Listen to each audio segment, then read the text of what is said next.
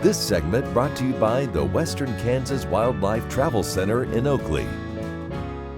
Welcome back. I'm thrilled to have Michelle Martin with us this morning. You have seen Michelle from afar.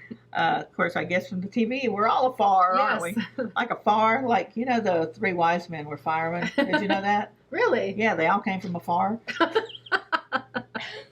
So, our wildlife segment this morning, again, we're just going to continue with that theme of harvesting the plains. We had a lot of interesting talks on buffalo hunters recently. Yes, we did.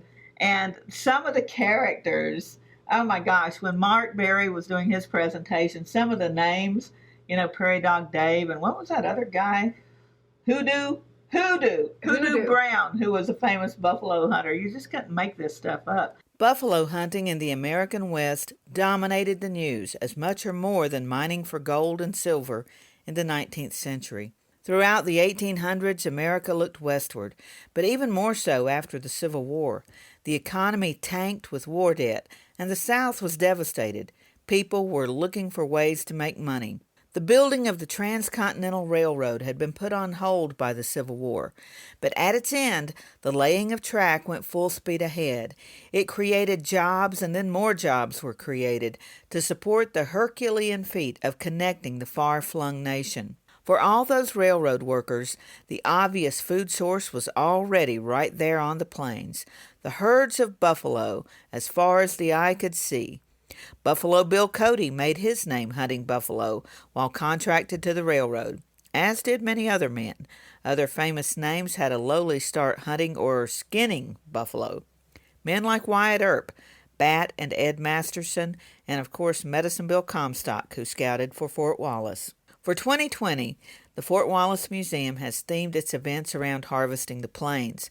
A recent symposium at the museum featured historians and reenactors who discussed the native plants and their uses, how the pioneers and Army ate, buffalo hunters, where they came from and how they made their living.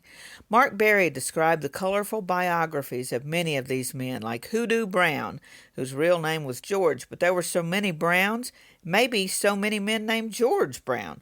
Nicknames were necessitated.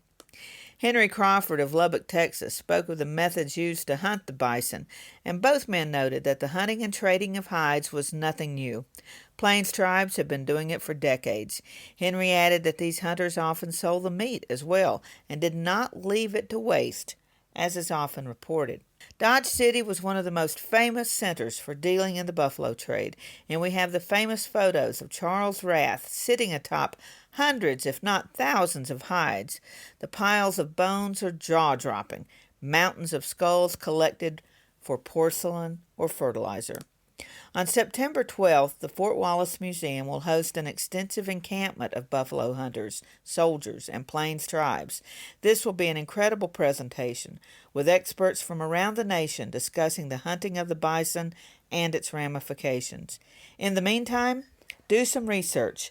We have several books on sale at the Fort Wallace Museum, and check out the Facebook page to find a list. There is so much to learn, and it is a fascinating, sometimes tragic, always compelling story.